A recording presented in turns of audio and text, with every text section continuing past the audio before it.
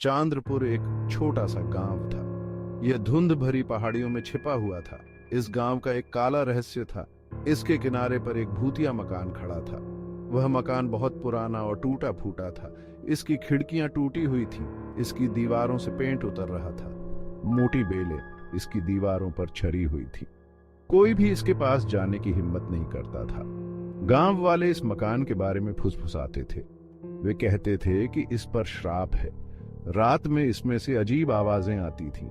इसके खाली कमरों में रोशनी टिमटिमाती थी। अंधेरा होने के बाद सब इससे दूर रहते थे। इस मकान का इतिहास बहुत दुखद था। सालों पहले यहाँ एक परिवार मर गया था। तब से यह खाली ही पड़ा था। इसके पेड़ों पर पंछी घोंसला नहीं बनाते थे। यहाँ तक कि जानवर भी इससे दूर रहते थे। वह मकान अकेला खड़ा था, इंतजार करता हुआ। रवि बाकी गांव वालों से अलग था। वह जवान और बहादुर था। वह भूतों पर विश्वास नहीं करता था। उसे ये कहानियां मूर्खतापूर्ण लगती थीं। रवि अक्सर गांव के बुजुर्गों पर हंसता था।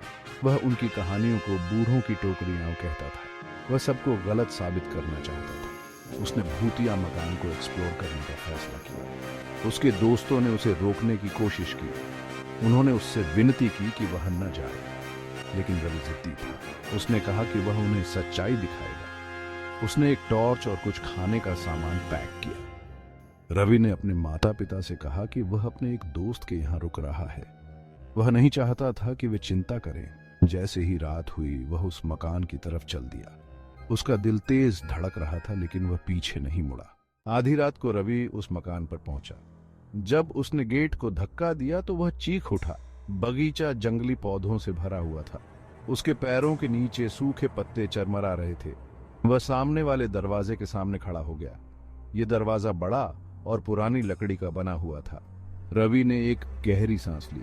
उसने जंग खाए हुए दरवाजे की कुंडी को घुमाया। दरवाजा जोर से चरमराहट के साथ खुल गया। रवि अंदर कदम रखा। हवा ठंडी और नमी वाली थी। हर तरफ धूल ही धूल थी।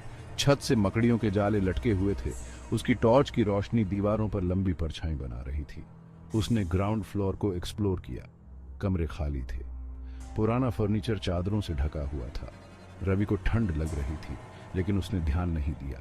उसने ऊपर जाने का फैसला किया। भाग 4। भयानक माहौल और अजीब घटनाएं। रवि के वजन से सीढ़ियां चरमरा गईं। हर कदम की आवाज खामोश मकान में गूंज रही थी।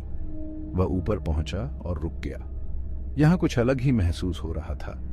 रवि की टॉर्च टिमटिमाने लगी। उसने उसे हिलाया, लेकिन कोई फायदा नहीं हुआ। बैटरी नई थी। ऐसा नहीं होना चाहिए था।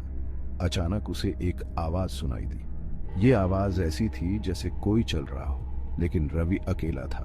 वह जल्दी से मुड़ा। हॉलवे खाली था, लेकिन वह आहट जारी रही। वे नजदीक आ रही थी। रवि का दिल तेजी से धड़कने लगा।